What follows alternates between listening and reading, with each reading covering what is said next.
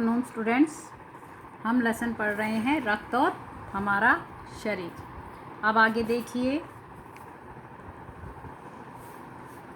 Plasma, आपको पता है रक्त के दो भाग हैं, प्लाज्मा और रक्त कणिकाएं।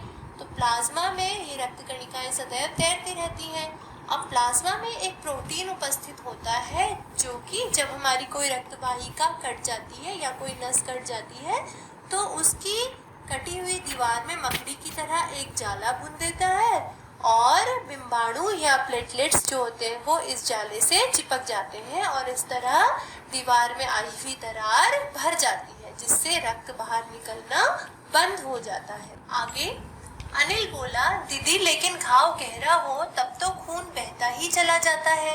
हाँ, ऐसे समय में उस व्यक्ति को जल्दी से डॉक्टर के पास ले जाना चाहिए। जरूरत पड़ने पर ऐसी स्थिति से निपटने के लिए कुछ टाँके भी लगाने पड़ सकते हैं, किंतु डॉक्टर के पास पहुंचने तक के समय में चोट के स्थान पर कसकर एक साफ कपड़ा बांध देना चाहिए। दबाव पड़ने से रक्त का बहना कम हो जाता है जो उस व्यक्ति के लिए काफी लाभप्रद सिद्ध हो सकता है, किंतु अगर बहुत अधिक रक्त बह जाए तो उसे रक्त चढ़ाने की जरूरत भी पड़ सकती है, दीदी ने समझाते हुए कहा। अनिल ने कहा, क्या ऐसे समय में किसी भी व्यक्ति का खून काम आ सकता है? तो जब अनिल को यह पता चला कि जो प्लेटलेट्स होते हैं या बिंब कणिकाएं होती हैं वे खून को जमाने में मदद करती हैं, तो अनिल ने दीदी से पूछा कि अगर गहरा घाव हो तब तो बहुत अधिक खून निकलता है और वो बहता ही जाता है।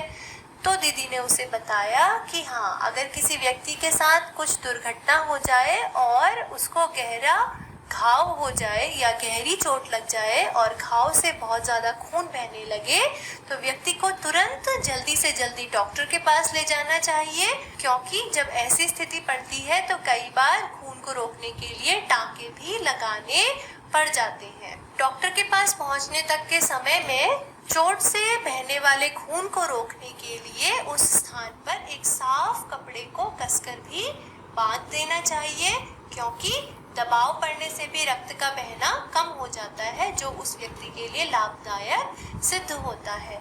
किंतु अगर बहुत ज़्यादा रक्त बह जाता है तो कई बार खून चढ़ाने की भी ज़रूरत पड़ सकती है।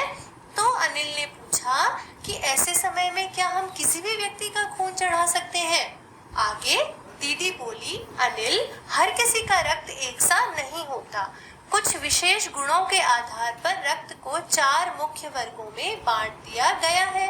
जरूरतमंद व्यक्ति के रक्त समूह की जांच करने के बाद उसे उसी रक्त समूह का रक्त चढ़ाया जाता है। तो दीदी ने उसे बताया कि नहीं, हर किसी का रक्त एक सा नहीं होता। रक्त कुछ विशेष गुणों के आधार पर वर्गीकृत होता है और उसके प्रमुख 4 वर्ग होते हैं। जिस व्यक्ति का रक्त जिस वर्ग समूह से संबंधित होता है उसे उसी वर्ग समूह का रक्त चढ़ाया जाता है।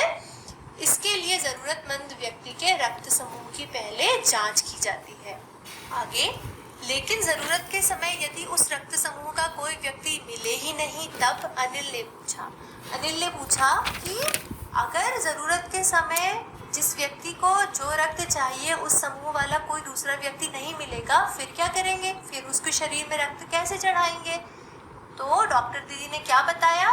उन्होंने कहा, ऐसी आपात स्थिति के लिए ही ब्लड बैंक बनाए गए हैं। प्रायः हर बड़े अस्पताल में इस तरह के बैंक होते हैं जहां सभी प्रकार के रक्त समूहों का रक्त तैयार रखा जाता है, किंतु इन ब्लड बैंकों में रक्त का भंडार सुरक्षित रहे इसके लिए यह आवश्यक है कि हम समय समय पर रक्तदान करते रहें, दीदी ने कहा। तो दीदी ने अनिल को बताया कि अगर कभी ऐसी स्थिति आ जाए कि किसी व्यक्ति को अपने ब्लड ग्रुप का ब्लड ना मिले या अपने रक्त समूह का रक्त ना मिले तो वो ब्लड बैंक से अपने रक्त समूह का रक्त ले सकता है या उसके रक्त समूह का रक्त ब्लड बैंक से मिल सकता है। इसी आपातकालीन स्थिति के लिए यानी इसी परेशानी की स्थिति के लिए, अचानक आई गई स्थिति के लिए क्या बनाए गए हैं? ब्लड बैंक बनाए गए हैं। हर बड़े अस्पताल में इस तरह के ब्लड बैंक होते हैं और इनमें हर रक्त समूह का रक्त हमेशा तैयार रहता है, किंतु इन ब्लड बैंकों में रक्त का भंडार सुरक्षित रहे, इसके लिए लोगों को क्या करना चाहिए? समय समय पर रक्तदान करते रहना चाहिए। तो अनिल ने आगे क्या पूछा? क्या मैं भी रक्तदान कर सकता हूँ? नहीं, अभी तुम छोटे हो। 18 वर्ष से अधिक उम्र के स्वस्थ व्यक्ति ही रक्तदान कर सकते हैं। एक समय में उनसे लगभग 300 मिलीलीटर रक्त ही लिया जाता है। प्रायः यह समझा जाता है कि रक्तदान करने से कमजोरी हो जाएगी, किंतु यह विचार बिल्कुल निराधार है। हमारा शरीर इतना रक्त तो कुछ ही दिनों में बना लेता है। वैसे भी शरीर में लगभग 5 लीटर खून होता है। इसमें से यदि कुछ रक्त किसी जरूरतमंद व्यक्ति के लिए जीवन दान बन जाए तो इससे बड़ी बात क्या होगी? दीदी समझाते हुए बोली। तो अनिल ने दीदी से पूछा कि दीदी क्या मैं भी रक्तदान कर सकता हूँ? तो दीदी ने अनिल को बताया कि नहीं, 18 वर्ष से अधिक उम्र के स्वस्थ व्यक्ति ही केवल रक्तदान कर सकते हैं और एक समय में एक व्यक्ति के शरीर से कुल 300 मिलीलीटर रक्त ही लिया जाता है।